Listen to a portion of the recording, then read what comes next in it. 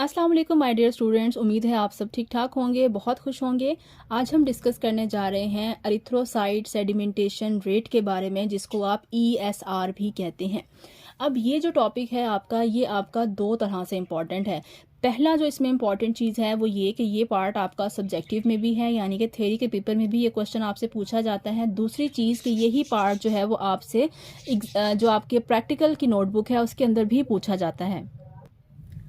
अगर आप इस क्वेश्चन को एक जगह पे याद कर लेंगे तो आप इससे अपना प्रैक्टिकल का पॉइंट भी क्लियर हो जाएगा और आपका सब्जेक्टिव में किसी भी तरह का MCQ आपका ऐसा नहीं होगा जो आप ESR से रिलेटेड जो है वो अटैम्प्ट ना कर पाएँ। अब ये जो टॉपिक है ये बेसिकली समझ के करने वाला टॉपिक है। इसमें रट्टा मारने वाली चीज़ें नहीं हैं। ये कभी भी आपको रट्टे से याद नहीं होगा। अगर आप इसको लिंक करके समझ के याद करेंगे तो आप हर तरह का अपना MCQ अटैम्प्ट कर सकते हैं और हर तरह का आपका जो वाइवे का क्वेश्चन है आप उसको अच्छे से एक्सटर्नल को सेटिस्फाई कर सकते हैं। ठीक है जी, तो अब हम स्टार्ट करते हैं। What is ESR? ESR basically होता है कि ESR को नॉर्मली हम क्या कहते हैं? Erythrocyte sedimentation rate. एरिथ्रोसाइट का मतलब है रेड ब्लड सेल्स, सेडिमेंट का मतलब है सेटल डाउन होना, नीचे बैठ जाना, और रेट का मतलब है वो टाइम या वो स्पीड, जितनी तेज़ी से रेड ब्लड सेल्स आपके ब्लड में नीचे बैठते हैं, that period is called ESR। यानी कि अगर आप ब्लड सैंपल लें किसी भी टेस्ट ट्यूब के अंदर और उस टेस्ट ट्यूब को आप 1-8 घंटे के लिए रख दें बिल्कुल हिलाए बगैर, तो आप ये चेक करना चाहते हैं कि कितनी देर में हमारे रेड ब्लड सेल्स नीचे बैठ जाते हैं, सेडिमेंट हो जाते हैं। उस टाइम को, उस पीरियड को आप कहते हैं कि आपने ESR कैलकुलेट किया है। अब ESR क्यों कैलकुलेट किया जाता है? ESR कैलकुलेट मोस्टली करवाया जाता है जब किसी भी पेशेंट को कोई इन्फेक्शन होता है, एक्यूट इन्फेक्शन है या क्रॉनिक इन्फेक्शन है, उस केस में आपका ESR का टेस्ट करवाया जाता है। नॉर्मली रेड ब्लड सेल्स के बैठने का, नीचे बैठने का एक स्पेसिफिक टाइम होता है, जो कि यहाँ पे मैंने मेंशन भी किया हुआ है कि इतनी देर में आपके रेड ब्लड सेल्स, अगर आपके रेड ब्लड सेल्स नॉर्मल हैं, उनका साइज़ ठीक है, शेप ठीक है, वो हेल्दी हैं, तो वो इतनी देर में सेटल डाउन हो जाएंगे, नीचे बैठ जाएंगे। बट कुछ पेशेंट्स ऐसे होते हैं जिनमें कोई इशू हो जाता है जिसकी वजह से उनके रेड ब्लड सेल्स का साइज़ ज़रूरत से ज़्यादा बढ़ जाता है, या उनके रेड ब्लड सेल्स का साइज़ ख़राब हो जाता है, उसके अंदर कोई अबनॉर्मेलिटी आ जाती है, तो उनके रेड ब्लड सेल्स ज़रूरत से पहले जो है वो नीचे बैठ जाते हैं। यानी कि अगर मैं कहूँ कि 1 घंटे में आपके रेड ब्लड सेल्स को ब्लड में से नीचे बैठना चाहिए, तो जिन लोगों में कोई इन्फेक्शन होता है, कोई मसला होता है, तो उनके जो रेड ब्लड सेल्स हैं वो 1 घंटे से पहले जो हैं वो सारे के सारे सेटल डाउन हो जाते हैं। हो सकता है 40 मिनट में, 30 मिनट में सारे के सारे रेड ब्लड सेल्स नीचे बैठ गए हैं। तो फिर उससे हम इंडिकेट करते हैं कि जो रेड ब्लड सेल्स नीचे बैठ रहे हैं ज़रूरत वक्त से पहले, तो डेफिनेटली इसकी बॉडी के अंदर कोई ना कोई इन्फेक्शन जो है वो मौजूद है। फिर उसको मज़ीद जो है वो इन्वेस्टिगेट किया जाता है। ESR क्या है? In the presence of an anti coagulant. Anti coagulant क्या होता है? कोएगुलेंट का मतलब होता है खून को जमाने वाला। एंटी कोएगुलेंट का मतलब है कोई भी ऐसा केमिकल आप डालें अपने ब्लड के अंदर जो कि आपके खून को जमाए ना। ठीक है, अब क्यों ऐसा करते हैं? देखें, मेरे पास सपोज करें ये एक जो है एक टेस्ट ट्यूब है सपोज, ठीक है, ये ऊपर से खुली है और नीचे से बंद है। मैंने इसके अंदर क्या डाला है? ब्लड डाल दिया। अब ब्लड को अगर मैं ऐसे रख दूंगी ना 1 घंटे के लिए, तो ब्लड खुश्क हो जाएगा। क्यों? क्योंकि ये ऊपर से खुली हुई है। ठीक है, ऊपर से खुली हुई है और जिसकी वजह से हवा अंदर जाएगी और मेरा सारा का सारा ब्लड जो है वो जम जाएगा। और जब वो जम जाएगा तो मैं कैसे चेक करूंगी कितनी, कौन सी चीज़ सेटल डाउन हुई है, कौन सी चीज़ सेटल डाउन नहीं हुई। लिहाजा हमें क्या करना पड़ता है? हम अपनी ESR ट्यूब के अंदर एक ऐसा केमिकल डालते हैं जो कि ब्लड सेल्स को आपस में चिपकने से रोकता है। ठीक है, ताकि ब्लड सेल्स आपस में ना चिपकें, कोएगुलेट ना हो, क्लॉट ना हो, और वो जल्दी से नीचे ना बैठें, वो नॉर्मल जो उनका टाइम पीरियड है उसमें जाके नीचे बैठें। तो हमेशा ESR का जो टेस्ट किया जाता है उसमें आपके ब्लड के अंदर एक एंटी कोएगुलेंट डाला जाता है। अब ये एंटी कोएगुलेंट मार्केट में मुख्तलिफ नेम से मिल जाते हैं। इसका नाम EDTA भी होता है।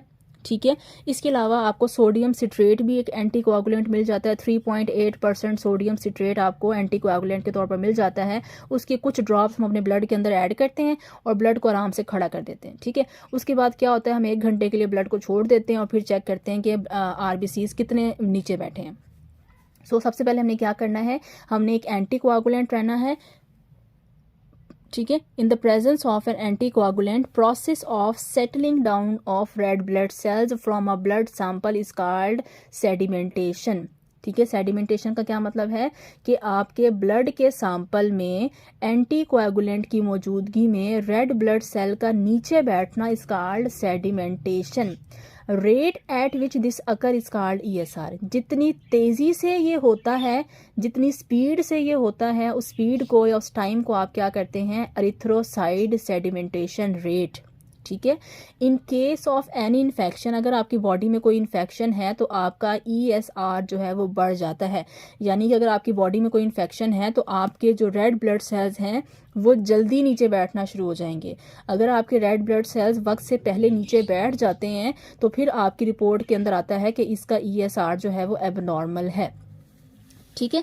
फिर हम चेक करते हैं कि कितनी जल्दी हमारे रेड ब्लड सेल्स नीचे बैठते हैं। जितनी जल्दी नीचे बैठना शुरू हो जाएंगे उतना ज़्यादा आपकी बॉडी में इन्फेक्शन होता है। ठीक है। अब हम ESR को कैलकुलेट करने के लिए दो तरह के मेथड्स यूज़ करते हैं। एक होता है वेस्टर ग्रीन मेथड, दूसरा हमारे पास आता है विंट्रोब मेथड। ज़्यादातर इफेक्टिव मेथड जो है वो हम वेस्टर ग्रीन मेथड यूज़ करते हैं। आपकी प्रैक्टिकल नोटबुक जब आप बनाएंगे तो उसके अंदर भी यही मेथड जो है वो यूज़ किया जाता है। आसान है और इसके रिजल्ट्स अच्छे आते हैं। ठीक है। इसमें हम 1 घंटे के लिए टेस्ट करते हैं। हम इसमें नॉर्मली करते हैं कि आप पेशेंट का ब्लड सैंपल निकालते हैं 5 ml या 4 ml जितना भी आप निकालना चाहते हैं। उसके अंदर एक ख़ास मिकदार में एंटीकोएगुलेंट डालते हैं। उसको एक ट्यूब के अंदर उस दोनों मिक्सचर को मिक्स करके एक ट्यूब के अंदर रखते हैं और उस ट्यूब को ऐसे स्टैंड के अंदर खड़ा कर देते हैं और उसको 1 घंटे के लिए हम छोड़ देते हैं। फिर 1 घंटे बाद हम आके उस ब्लड सैंपल को निकालते हैं और उसके अंदर से रेड ब्लड सेल्स को मैयर करते हैं। ठीक है। वो फिर मैयरिंग का तरीका और है कि हम कैसे रेड ब्लड सेल्स को मैयर करते हैं कि कितने रेड ब्लड सेल्स 1 घंटे में नीचे बैठे हैं। तो वो कहते हैं नॉर्मली जो मेल है ना उसमें 1 घंटे में 5 से 10 millimetre of red blood cells नीचे बैठने चाहिए, जबकि फीमेल के अंदर 10 से 15 millimetre of red blood cells जो है वो नीचे बैठने चाहिए। फीमेल के अंदर ESR नॉर्मली ज़्यादा होता है। ठीक है। ये भी आपने याद रखना है। जबकि हमने पढ़ा था कि रेड ब्लड सेल्स फीमेल के अंदर कम होते हैं, हीमोग्लोबिन कम होता है। लेकिन जो हीमोग्लोबिन या जो आपके पास रेड ब्लड सेल्स होते हैं वो फीमेल में जल्दी सेटल डाउन होते हैं। अब फीमेल में सेटल डाउन जल्दी क्यों हो रहे हैं, ये भी एक क्वेश्चन है कि नॉर्मली आप देखें तो मेल में अगर रेड ब्लड सेल्स ज़्यादा हैं तो उनको चाहिए कि वो पहले बैठें सारे के सारे, वो तादाद में भी ज़्यादा हैं। फीमेल में क्यों जल्दी बैठते हैं, तो याद रखिएगा फीमेल की बॉडी में 2 स्टेरॉयड हार्मोन होते हैं, 2 फैटी हार्मोन होते हैं, 2 लिपिड वाले हार्मोन होते हैं। उसका नाम है एस्ट्रोजन और प्रोजेस्टेरॉन। ठीक है। दोनों हार्मोन जो फीमेल के रिप्रोडक्टिव हार्मोन है, इन दोनों की नेचर क्या होती है, ये फैटी होते हैं। फैटी का मतलब है चिपकने वाले होते हैं। जबकि मेल की बॉडी में एक ही फैटी हार्मोन होता है, उसका नाम होता है टेस्टोस्टेरॉन। अब इसका मतलब है फीमेल की बॉडी में फैट कंपोनेंट ज़्यादा है क्योंकि 2 हार्मोन फैटी हैं, जबकि मेल की बॉडी में फैट कंपोनेंट कम है क्योंकि एक ही हार्मोन उसका फैटी है। तो जितना ज़्यादा फैटी या लिपिड्स या चिकनाई आपकी बॉडी में बढ़ती जाती है, आपको पता है चिकनाई का काम होता है चीज़ों को चिपकाना, तो उससे क्या होता है कि क्योंकि फीमेल की बॉडी में रेड ब्लड सेल्स तो कम है, नो डाउट फीमेल की बॉडी में रेड ब्लड सेल्स कम है, लेकिन फीमेल की बॉडी में फ़ैट कंटेंट ज़्यादा है, फैटी जो हार्मोन्स हैं वो ज़्यादा हैं, जिसकी वजह से जो रेड ब्लड सेल्स दूर दूर भी होते हैं ना उनके दरमियान फ़ैट आती है, जिसकी वजह से आपको होता है फ़ैट किसी भी चीज़ को आपस में जोड़ने का काम करती है। आप घर में कोई भी चीज़ बनाते हैं ना, उसको जोड़ना होगा खाने पीने की चीज़ को, तो हम उसमें ऑयल लगा के, पराठा भी बनाते हैं तो पराठे के कॉर्नर्स को आप ऑयल लगा के और फिर उसको जोड़ते हैं ताकि वो खुले ना। तो ऐसे ही फीमेल की बॉडी में होता है। फीमेल की बॉडी में जो रेड ब्लड सेल्स होते हैं उनके दरमियान में फ़ैट ज़्यादा होती है, जिसकी वजह से फ़ैट ज़्यादा होने की वजह से वो रेड ब्लड सेल्स एक दूसरे के करीब आते हैं, वो चिपक जाते हैं। और जब वो चिपक जाते हैं, आपको पता है कि अगर एक सेल है, ठीक है, तो वो देर से नीचे बैठेगा क्योंकि उसका वज़न कम है। जब बहुत सारे सेल्स इकट्ठे हो जाएंगे, चिपक जाएंगे, तो उनका वज़न ज़्यादा हो जाएगा। जब उनका वज़न ज़्यादा हो जाएगा तो वो जल्दी नीचे बैठेंगे। जो चीज़ भारी होती है वो जल्दी थक जाती है, वो जल्दी नीचे बैठती है। तो यही वजह है फीमेल की बॉडी में ESR ज़्यादा होता है due to the fat content in the female body, जबकि मेल की बॉडी में ESR फीमेल से नॉर्मल कम होता है। तो ये आपने बड़ा अच्छा सा एक आपने आंसर करना है जब आपसे पूछा जाए वाइवा में। उसके बाद आपके पास सेकंड मेथड जो आता है, ये भी आप 1 ही घंटे में करते हैं, इसको विंट्रोब्स मेथड कहते हैं। ये भी साइंटिस्ट का नाम है और ये भी साइंटिस्ट का नाम है, उनके ऑनर पे हमने मेथड का नाम रख दिया है। मेल में जब आप इस तरीके से काउंटिंग करते हैं तो इसमें मेल में जो वैल्यू आती है वो 0 से 10 मिलीमीटर आती है और फीमेल में 0 से 15 मिलीमीटर पर और 1 घंटे में इतने रेड ब्लड सेल्स नीचे बैठते हैं। थोड़ा मेथड चेंज होता है, इसमें हम एंटीकोआगुलेंट यूज़ करते हैं। जो मैंने एंटीकोआगुलेंट वाला मेथड बताया वो मैंने वेस्टरडीन का बताया। विंट्रो मेथड चेंज होता है, ठीक है, उसमें हम नहीं जा रहे। अब आ जाए एक इम्पॉर्टेंट चीज़ के ऊपर। अब आपसे मैं क्वेश्चंस भी साथ साथ करती जाऊंगी और आप मुझे अपने एक जो आपका आईक्यू लेवल है उसके मुताबिक आप मुझे आंसर करते जाएंगे कि वो कौन कौन सी कंडीशन है जिसमें ESR ज़्यादा हो जाएगा। पहली बात तो आपको पता ही होनी चाहिए कि ESR इंक्रीज़ होने का क्या मतलब है। ESR इंक्रीज़ होने का मतलब है कि वो कौन सी कंडीशन है जिसमें आपके रेड ब्लड सेल्स जल्दी जल्दी नीचे बैठना शुरू हो जाएंगे। ओके हो गया। अब एक चीज़ तो मैंने आपको पहले बता दी कि अगर किसी भी बॉडी के अंदर ऑयल कंटेंट ज़्यादा होगा, फैट ज़्यादा होंगी, चिकनाई ज़्यादा होगी, क्लॉटिंग प्रोटीन ज़्यादा होंगी, टेम्परेचर ज़्यादा होगा, तो उसमें क्या होगा कि उस पेशेंट का ESR बढ़ जाएगा। अब देखते हैं कैसे। पहली कंडीशन, अगर किसी भी पेशेंट की बॉडी में फाइब्रिनोजिन प्रोटीन ज़्यादा होगी तो उसके रेड ब्लड सेल्स जल्दी नीचे बैठेंगे। वाई? क्यों? क्योंकि फाइब्रिनोजिन का आपको पता है कि ये क्लॉटिंग प्रोटीन है, ये आपके रेड ब्लड सेल्स को एक दूसरे के साथ चिपका देगी। जब आपके रेड ब्लड सेल्स चिपक जाएंगे तो उनका वज़न ज़्यादा हो जाएगा। जब उनका वज़न ज़्यादा हो जाएगा तो वो जल्दी नीचे बैठ जाएंगे, ठीक है। और जब जल्दी नीचे बैठ जाएंगे तो आप रिपोर्ट में लिखेंगे जी इसका ESR ज़्यादा है, और उसका ESR ज़्यादा है, फिर आपको रीज़न ढूंढनी पड़ेगी कि ESR क्यों ज़्यादा है। तो फिर आप रीज़न बताएंगे कि इसकी बॉडी में ज़रूरत से ज़्यादा क्लॉटिंग प्रोटीन्स मौजूद हैं, लिहाजा इसकी क्लॉटिंग प्रोटीन्स को क्या करें, मेडिसिन दे के कम करें। अदरवाइज़ तो इसके रेड ब्लड सेल्स जल्दी जल्दी नीचे बैठना शुरू हो जाएंगे। जब नीचे बैठ जाएंगे तो वो कोई काम नहीं करेंगे, ठीक है। दूसरी कंडीशन हमारे पास होती है रोलेक्स फॉर्मेशन। अब ये वर्ड ही बस मुश्किल है। रोलेक्स का मतलब होता है बहुत सारे रेड ब्लड सेल जब एक चेन की शक्ल में जुड़ जाएं, that is called rouleaux formation. Okay. So अगर आप देखें, अगर एक अकेला RBC होता तो उसका वजन हल्का था, वो देर से नीचे बैठता। अगर RBCs एक दूसरे के साथ जुड़ जाएंगे, that is called rouleaux formation, तो जितनी ज़्यादा रोलेक्स फॉर्मेशन होगी, जितनी ज़्यादा चेन फॉर्मेशन होगी, उतनी जल्दी RBCs नीचे बैठेंगे, ठीक है। तो पहली कंडीशन हमने क्या पढ़ी, जितनी ज़्यादा क्लॉटिंग प्रोटीन होंगी उतना RBCs एक दूसरे से चिपकेंगे और जल्दी नीचे बैठेंगे। जितनी ज़्यादा रोलेक्स फॉर्मेशन होगी, जितनी ज़्यादा वो चेन की शक्ल इख्तियार करेंगे, एक दूसरे से जुड़ेंगे, उतनी जल्दी वो नीचे बैठेंगे। Increase in temperature. Increase in temperature का मतलब क्या होता है? जब इंक्रीज इन टेम्परेचर का मतलब है जब हमारी बॉडी में बुखार हो जाता है। आपको पता है ना, जब बुखार होता है तो हमारी बॉडी में कोई पायरोजन एंटर होता है, वो हमारे हाइपोथैलेमस को ख़राब करता है, जिसकी वजह से हमारी बॉडी जो है वो अपनॉर्मल होती है और आपका बॉडी टेम्परेचर जो है वो बढ़ जाता है। तो अगर आपकी बॉडी में टेम्परेचर ज़्यादा हो गया है तो टेम्परेचर इंक्रीज़ होने से बॉडी के अंदर एबनॉर्मेलिटी होती है, ठीक है। नॉर्मली तो हमारी बॉडी का टेम्परेचर 98.6 डिग्री फ़ारेनहाइट होना चाहिए। अगर टेम्परेचर इंक्रीज़ हो रहा है तो इसका मतलब है कि बॉडी के अंदर कोई नुकसान पहुंचाने वाला केमिकल एंटर हुआ है, और वो नुकसान पहुंचाने वाला केमिकल आपके RBCs पे भी अटैक करता है और उनको एबनॉर्मल करता है, और जो चीज़ एबनॉर्मल होती है वो जल्दी नीचे बैठती है। तो अगर किसी को टेम्परेचर हो रहा होगा, आपके पास 2 लोग हैं, एक जिसको बुखार हो रहा है और एक जिसको बुखार नहीं है, आप दोनों का ESR करवाएं। जिसको बुखार हो रहा होगा उसके रेड ब्लड सेल्स जल्दी नीचे बैठेंगे। क्यों नीचे बैठ रहे हैं? क्योंकि उसकी बॉडी में जरासीम एंटर हुआ है, पायरोजन एंटर हुआ है। पायरोजन ने उसके रेड ब्लड सेल्स को ख़राब किया है, लिहाजा रेड ब्लड सेल्स जल्दी नीचे बैठ रहे हैं। तो ये भी शो कर रहा है कि उसको क्या है, एबनॉर्मेलिटी है। Increase in cholesterol level.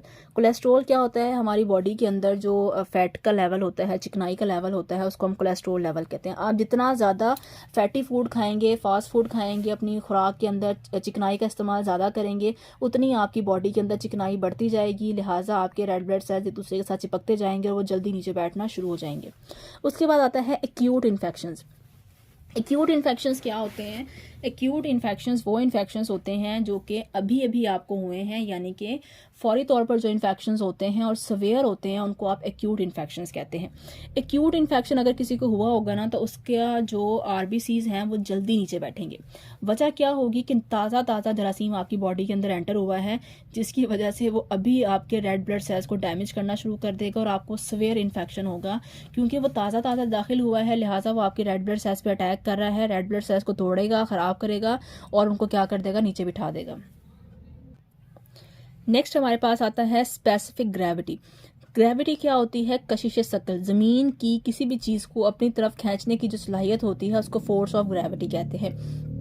अगर आप किसी ऐसी जगह पे मौजूद हैं जहाँ पे फोर्स ऑफ ग्रेविटी ज़्यादा है, तो आपकी ज़ाहिर है आप अगर खड़े हुए हैं तो आपकी ग्रेविटी पाँव पे अप्लाई हो रही है, तो लिहाजा आपका ब्लड बॉडी में नीचे की तरफ आता है। ठीक है, जब बॉडी में ब्लड नीचे की तरफ आता है तो जल्दी जल्दी आरबीसीज क्या होंगे, आपके नीचे बैठना शुरू हो जाएंगे।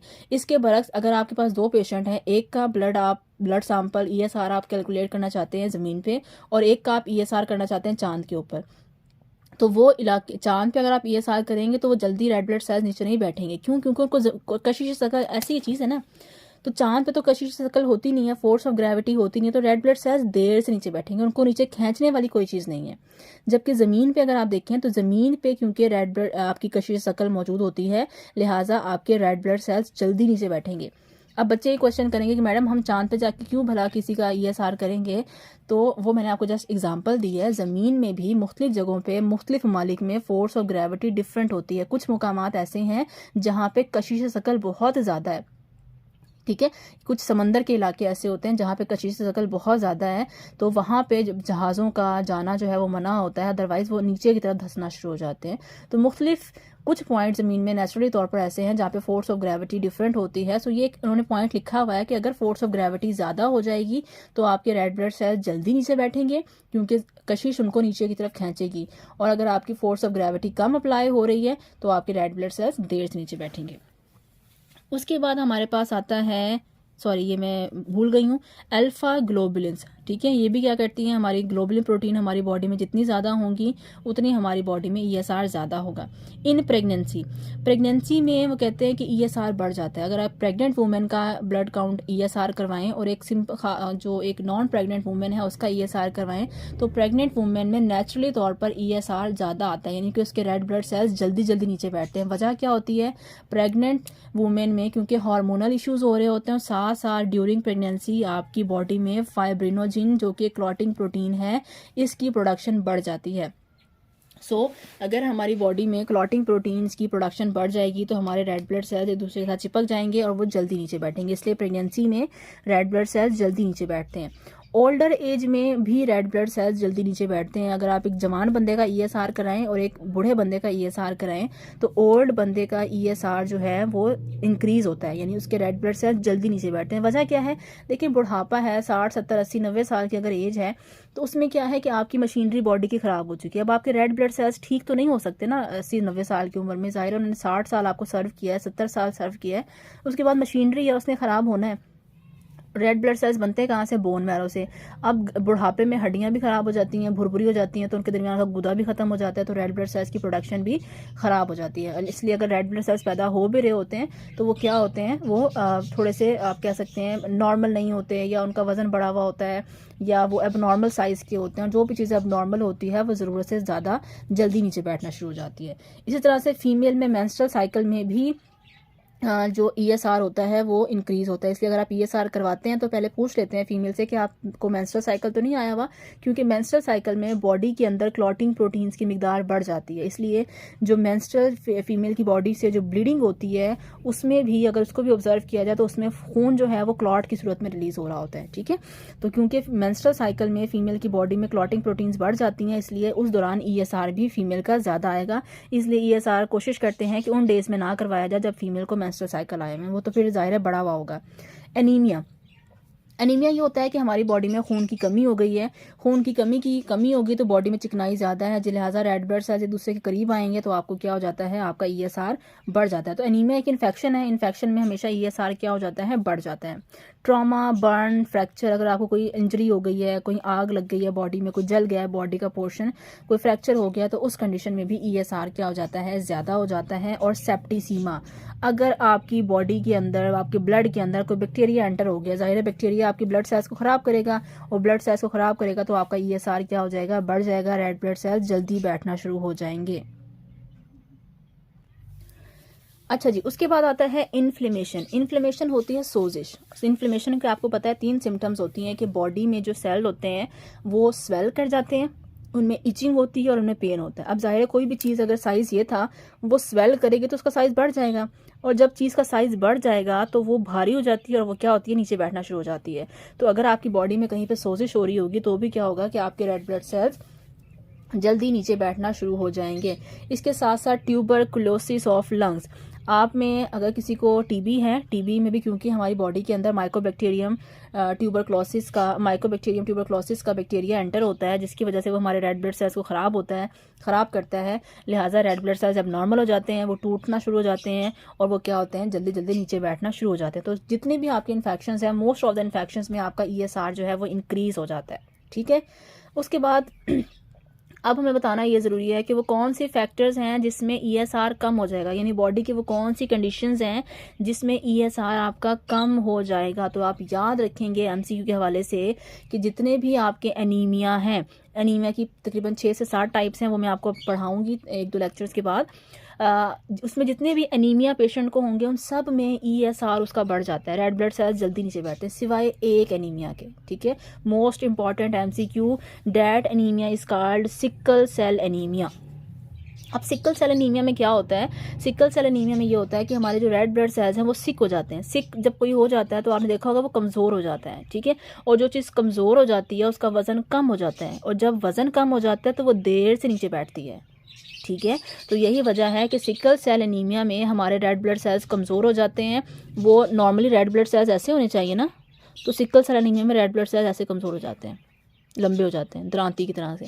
और जब वो कमज़ोर हो जाएंगे तो उनका वज़न कम हो जाएगा, वज़न कम होगा तो वो लेट नीचे बैठेंगे। सो अगर आपको कोई एनीमिया है और आप अपना ESR कराते हैं और आपका ESR डिक्रीज़ हुआ है, तो फिर यानी कि आपके रेड ब्लड सेल्स देर से नीचे बैठ रहे हैं, तो वो कहेगा कि जनाब आपको सिकल सेल एनीमिया है। और ये मोस्ट आस्क्ड क्वेश्चन है, MCQ है पेपर में।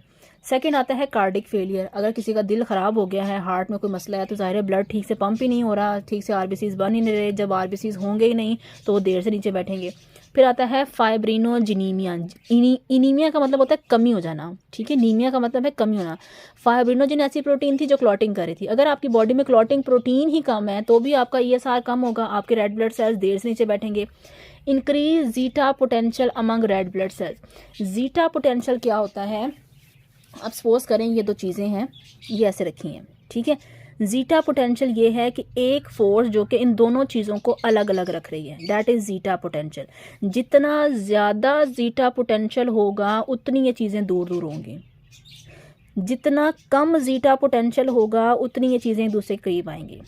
ठीक है, तो अगर किसी भी, ये भी RBC है, ये भी RBC है, अगर जीटा पोटेंशियल ज़्यादा है इसका मतलब है चीज़ों को अलग रखने की सलाहियत, रेड ब्लड सेल्स के अलग अलग रहने की सलाहियत ज़्यादा है, तो भी ESR क्या हो जाएगा, आपका कम हो जाएगा। तो जितना चीज़ों को अलग अलग रखने की सलाहियत बढ़ती जाएगी RBCs की, उतना RBCs देर से नीचे बैठेंगे।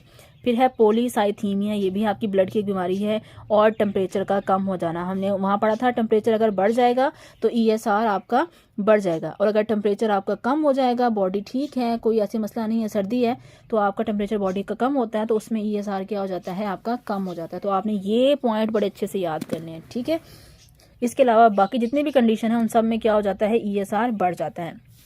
अब वो लास्ट में आपसे कहते हैं कि ESR की क्लिनिकल सिग्निफिकेंस क्या है, कि हम ESR क्यों करवाते हैं। तो वो कहते हैं जी ESR हम 2 वजह से कराते हैं। एक तो ये हमें डायग्नोसिस में मदद देता है, दूसरा ये हमें प्रोग्नोसिस में मदद देता है। अब डायग्नोसिस और प्रोग्नोसिस क्या होता है, डायग्नोसिस ये है कि आपको पता ही नहीं है कि आपको क्या बीमारी है, आप फर्स्ट टाइम डॉक्टर के पास जाते हैं, डॉक्टर आपको कहता है कि जाके फ़लाँ टेस्ट करवा के आएँ, ESR कराएँ, CBC कराएँ, HB करवाएँ और फिर मुझे आकर रिपोर्ट दें।